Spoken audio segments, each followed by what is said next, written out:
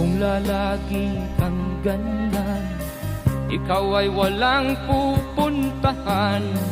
Baka umabot ka hanggang sa kulungan.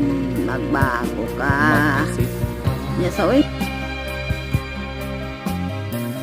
Di ka ba naaawa sa iyong mahal na ama't ina?